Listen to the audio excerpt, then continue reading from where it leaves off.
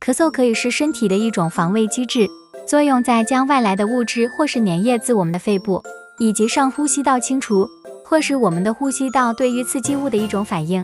咳嗽所代表的是一种症状，而非是疾病本身。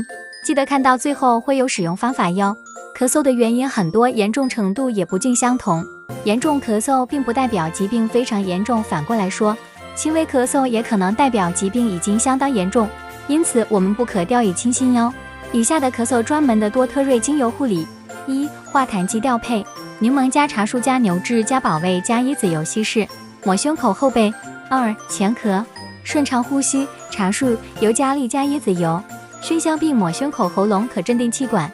三、痰咳排痰，乳香加没药加冷杉直抹胸口，呼吸道感染可熏香清除多的粘液。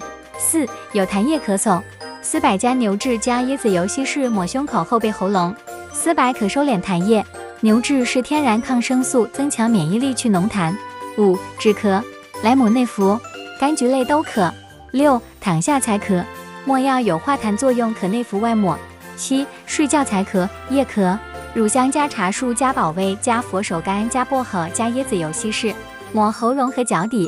八、喉咙痒想咳，保味金球、薄荷金球咬破在喉咙停留，含顺畅呼吸清凉薄荷喉糖内含顺畅呼吸配方，又添加豆蔻与香蜂草，是相当高级的天然精油，喉糖亦可舒缓喉咙不适。九、季节过敏咳嗽，服用4剂3宝软胶囊1-2颗每日，内含薰衣草、柠檬、薄荷，可舒缓过敏咳加鼻炎症状。如果还想知道更多的精油使用方法，记得关注我哟。